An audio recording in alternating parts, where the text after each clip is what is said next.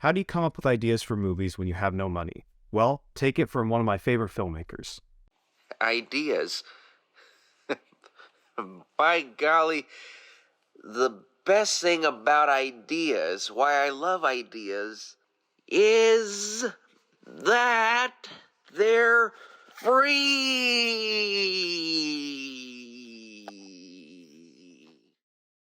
The first question that you have to ask yourself when you're making a movie and you're trying to come up with an idea for a movie is, what do I have? You need to think about what resources that you have access to. That could be your house, it could be your car, it could be a guitar, it could be anything that you can use for free.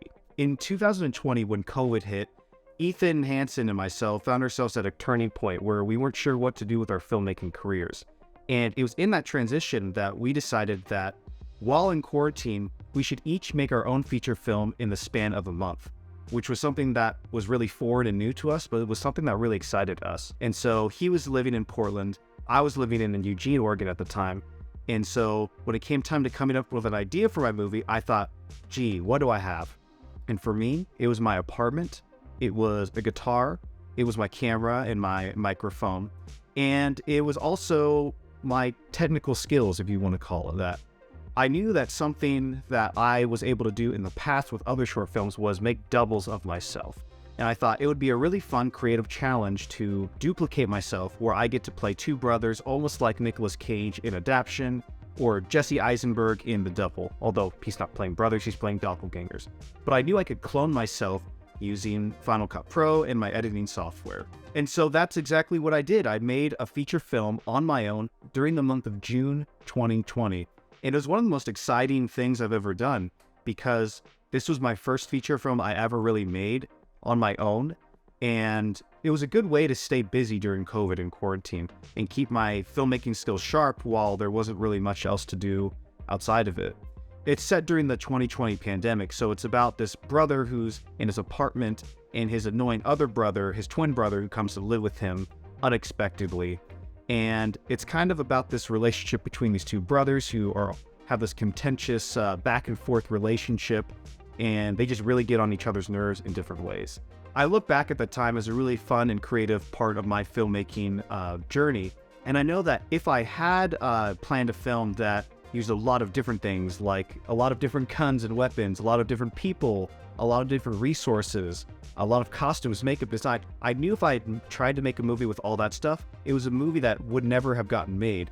But the nice thing about Oh Brother is that it didn't require a whole lot to get done, and so I was able to accomplish it.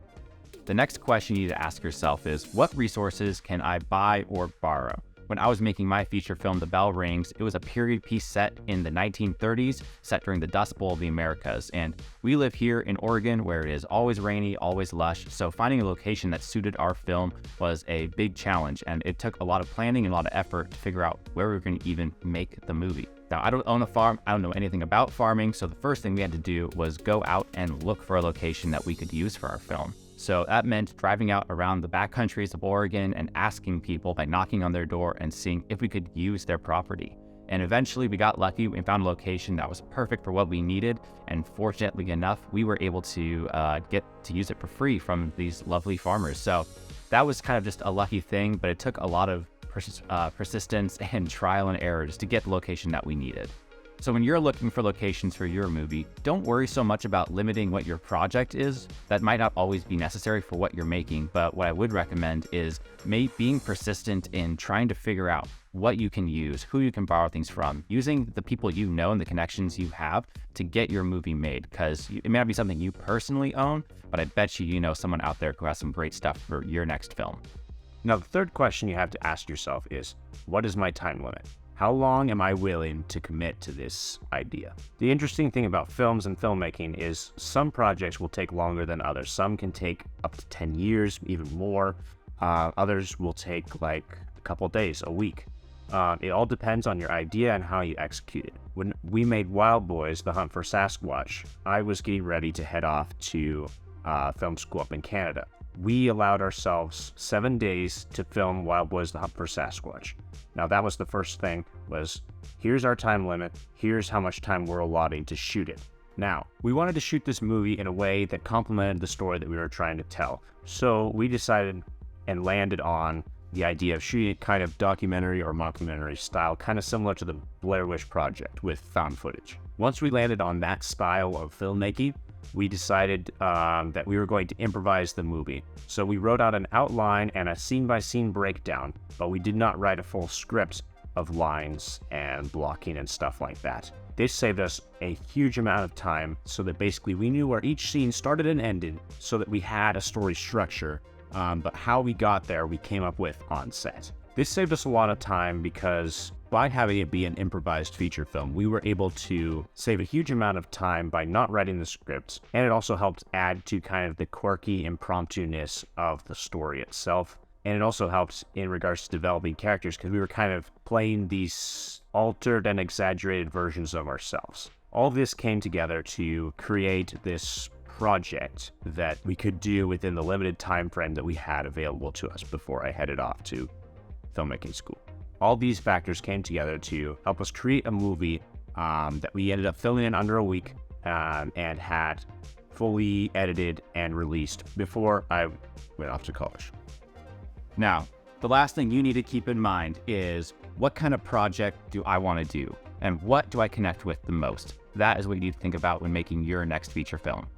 And if you're curious to see how we make our movies here at Doom Productions for absolutely no money, check out this playlist where we break down the process of us making our feature film, Video Carnage.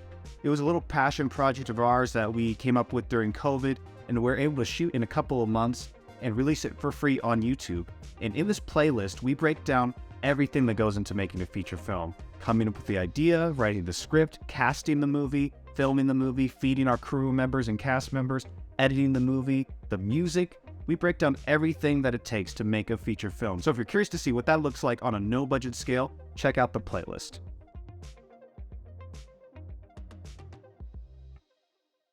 For as far back as I could remember, they say that the best things in life are free.